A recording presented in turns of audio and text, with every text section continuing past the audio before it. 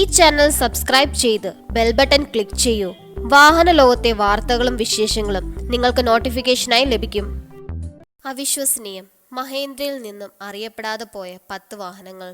വാഹന നിർമ്മാണം, ട്രാക്ടർ നിർമ്മാണം, വിവര സാങ്കേതിക വിദ്യ, ലോജിസ്റ്റിക്സ്, വ്യാപാരം, ധനകാര്യ സേവനങ്ങൾ എന്നീ രംഗങ്ങളിലെ അതികായകന്മാരായി അറിയപ്പെടുന്ന മഹീന്ദ്ര ഗ്രൂപ്പിന്റെ ഒരു അനുബന്ധ സ്ഥാപനമാണ് മഹീന്ദ്ര ആൻഡ് മഹീന്ദ്ര ലിമിറ്റഡ്. ഇന്ന് SUV വാഹന നിർമ്മാതാക്കളിൽ ഇന്ത്യയിൽ ഒന്നാമത് നിൽക്കുന്ന സ്ഥാപനം കൂടിയാണ് മഹീന്ദ്ര ആൻഡ് മഹീന്ദ്ര ലിമിറ്റഡ്. 1945 ലുധിയാനയിൽ മഹീന്ദ്ര ആൻഡ് മുഹമ്മദ് എന്ന പേരിലായിരുന്നു ഈ സ്ഥാപനം ആദ്യമായി ആരംഭിച്ചത്.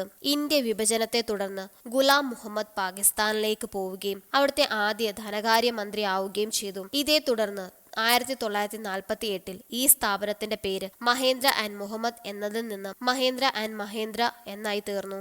ആദ്യഘട്ടത്തിൽ വിവിധോദ്ദേശ്യ വാഹനങ്ങളുടെ നിർമ്മാണം ലക്ഷ്യമിട്ട മഹീന്ദ്ര ആൻഡ് മഹീന്ദ്ര ഇന്ത്യയിലെ വില്ലി ജീപ്പിന്റെ ലൈസൻസിൽ വാഹനങ്ങളുടെ അസംബ്ലിങ്ങിലൂടെയാണ് അറിയപ്പെട്ടു തുടങ്ങിയത്. സൈനിക വാഹനങ്ങളും ട്രാക്ടറുകളും നിർമ്മിക്കുന്ന സ്ഥാപനത്തിൽ നിന്നും ആഗോള വിപണിയിൽ വമ്പൻ വാഹന നിർമ്മാതാക്കളായി മഹീന്ദ്ര ആൻഡ് മഹീന്ദ്ര ലിമിറ്റഡ് വളർച്ച ദ്രുതഗതിയിലായിരുന്നു. സ്കോർപിയോ പോലുള്ള വാഹനങ്ങൾ മഹീന്ദ്ര ആൻഡ് മഹീന്ദ്രയെ യൂട്ടിലിറ്റി വാഹന നിർമ്മാതാക്കളുടെ മുൻനിരയിൽ എത്തിച്ചു. ഇന്ന് ഇന്ത്യയിലെ മുൻനിര വാഹന നിർമ്മാതാവായി അറിയപ്പെടുന്ന മഹീന്ദ്ര ഒരു കാലത്ത് നിർമ്മിച്ച് നിരത്തിലിറക്കി അധിക കാലം ആകുന്നതിന് മുൻപേ വിട ചൊല്ലിയ മഹീന്ദ്രയുടെ വാഹനങ്ങളാണ് നിങ്ങൾക്കായി അണിനിരത്തിയിരിക്കുന്നത്. ലെജൻഡ്. വളരെ പേരുകേട്ട ഒരു മഹീന്ദ്ര SUV ആയിരുന്നു ലെജൻഡ്. വിലീസ് ജീപ്പിനെ ആധാരപ്പെടുത്തി MM540 550 പ്ലാറ്റ്ഫോമിൽ നിർമ്മാണം നടത്തിയിട്ടുള്ളതാണ് ഈ വാഹനം. ഇതിനു പകരക്കാരനായി എത്തിയ വാഹനമാണ് താർ. വളരെ കുറവെന്ന് പറയാവുന്ന 58 കുതിരശക്തിയിൽ ഉൽപ്പാദിപ്പിക്കുന്ന 2.5 ലിറ്റർ ടർബോ ഡീസൽ എഞ്ചിനാണ് ഈ വാഹനത്തിന്റെ കരുത്ത്. അക്കാലത്ത് 6 ലക്ഷം എന്നത് വലിയൊരു തുകയായത് കാരണമായിരിക്കാം ഈ വാഹനത്തിന് ആവശ്യക്കാർ ഉണ്ടായിരുന്നില്ല. അതുകൊണ്ട് തന്നെ ആരും അറിയപ്പെടാതെ മഹീന്ദ്ര വാഹനത്തിന്റെ പട്ടികയിൽ ലെജൻഡും ഇടം തേടി. Armada grand. ഓഫ് റോഡിനു വേണ്ടി പരിക്കൻ രൂപഭാവമുള്ളതും അതേസമയം ആഡംബരം ആഗ്രഹിക്കുന്നവർക്കായി പ്രീമിയം ലുക്കുള്ളതുമായ 2 മോഡലുകളായിട്ടായിരുന്നു അർമാഡ ഗ്രാൻഡ് അവതരിച്ചത്. പതിവ് അർമാഡ മോഡലുകളിൽ കാണപ്പെടുന്ന ചതുരാകൃതിയിലുള്ള ഹെഡ്ലൈറ്റുകൾക്ക് പകരമായി വൃത്താകൃതിയിലുള്ള ഹെഡ്ലൈറ്റ് ആയിരുന്നു ഈ വാഹനത്തിൽ ഉപയോഗിച്ചിരുന്നത്. 4 വീൽ ഡ്രൈവ് ഓപ്ഷനും ഇതിൽ ഉൾപ്പെടുത്തിയിരുന്നു. വിപണിയിൽ അധികകാലം പിടിച്ചു നിൽക്കാൻ സാധിച്ചില്ല എന്നതുകൊണ്ട് തന്നെ അർമാഡ ഗ്രാൻഡ് എന്ന വാഹനവും അറിയപ്പെടാതെ പോയി. വോയേജർ. 90കളിൽ മിത്സുബിഷിയുമായുള്ള കൂട്ടുകെട്ടിൽ മഹീന്ദ്ര രൂപം നൽകിയൊരു വാഹനമാണ് വോയേജർ. തികഞ്ഞ ആഡംബരതയിൽ ഒരുക്കിയിരുന്ന ഒരു വാഹനമായിരുന്നു ഇത്. ഇന്ത്യൻ വിപണിയിൽ ലഭ്യമല്ലാത്ത ചിലതരം പ്രത്യേക ഫീച്ചറുകളും ഈ വാഹനത്തിന്റെ പ്രത്യേകതയായിരുന്നു. വലിയൊരു കുടുംബത്തിന് ഒന്നാകെ സഞ്ചരിക്കുന്നതായി രൂപകൽപ്പന ചെയ്തതാണെങ്കിൽ കൂടിയും മഹീന്ദ്രയ്ക്ക് പിഴവ് സംഭവിച്ചു എന്ന് തന്നെ പറയാം.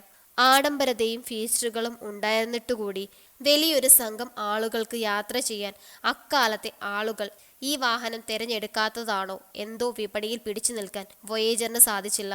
ഒരു ജീപ്പിന്റെ പരിവേഷമായിരുന്നു കമാൻഡറിന്. അത്യാവശ്യം വേണ്ട സീറ്റുകളുടെ എണ്ണത്തെ ആശ്രയിച്ച് വ്യത്യസ്ത ലേഔട്ടുകളിലായിരുന്നു ഈ വാഹനം ലഭ്യമായിരുന്നത്. ഇന്ന് കാണുന്ന ജീപ്പുകളിലേതുപോലെ വശങ്ങളിൽ ഡോറുകളൊന്നും ഇല്ലാതെയായിരുന്നു കമാൻഡർ അവതരിച്ചത്.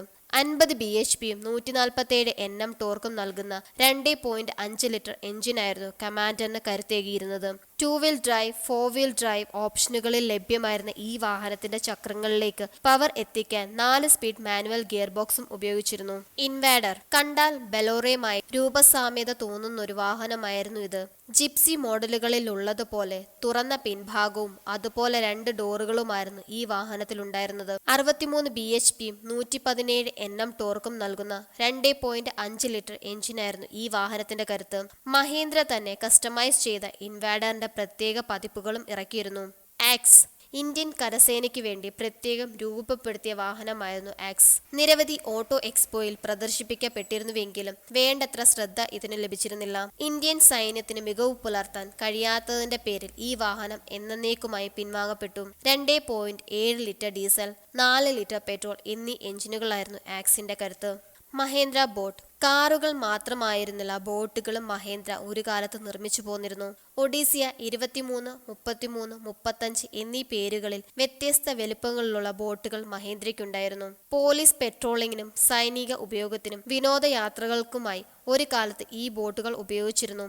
ഉപഭോക്താക്കളുടെ ആഗ്രഹപ്രകാരം കസ്റ്റമൈസ് ചെയ്യാനുള്ള ഓപ്ഷനും മഹീന്ദ്ര നൽകിയിരുന്നു.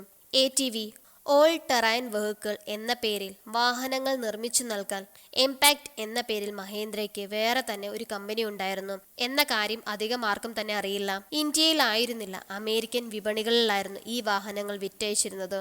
750cc 1000cc എഞ്ചിനുകളിലായിരുന്നു ATVകൾക്ക് കരുത്തേകിയിരുന്നത്. മൊത്തത്തിൽ 11 മോഡലുകളായിരുന്നു മഹേന്ദ്ര നിർമ്മിച്ചിരുന്നത്. മഹീന്ദ്ര MGP30 2016 ദില്ലി ഓട്ടോ എക്സ്പോയിലായിരുന്നു മോട്ടോ3 റേസ് ബൈക്കുകളെ ആദ്യമായി പ്രദർശിപ്പിച്ചത്. എന്നാൽ മഹീന്ദ്ര റേസ് ബൈക്ക് ഇറക്കിയതിനെ കുറിച്ച് പലർക്കും അറിയില്ല. 50 bhp ഉള്ള 250cc single cylinder liquid cooled എഞ്ചിനാണ് ഈ ബൈക്കിന്റെ കരുത്ത്. യൂറോപ്പിലുള്ള മഹീന്ദ്രയുടെ റേസിംഗ് ഹെഡ് ക്വാർട്ടേഴ്സിലായിരുന്നു ഈ ബൈക്കിന്റെ നിർമ്മാണം. ജെൻസ് US-ൽ പ്രവർത്തിക്കുന്ന മഹീന്ദ്ര ഗ്രൂപ്പ് കമ്പനിയായ ജെൻസ് പുറത്തിറക്കിയ ഇലക്ട്രിക് സ്കൂട്ടറുകളാണിത്. ഇന്ത്യയിൽ ഈ സ്കൂട്ടറുകളുടെ വിപണനം നടക്കുന്നില്ല എന്ന കാരണത്താൽ തന്നെ ഈ സ്കൂട്ടർ ഇന്നിവിടെ അജ്ഞാതമാണ്. 2.5 മണിക്കൂർ ചാർജിംഗ് ആവശ്യമായിട്ടുള്ള ഈ സ്കൂട്ടറിന് മണിക്കൂറിൽ 48 കിലോമീറ്ററാണ് ഉയർന്ന വേഗത. ഒറ്റ ചാർജിൽ 48 കിലോമീറ്റർ സഞ്ചരിക്കാനും സാധിക്കും.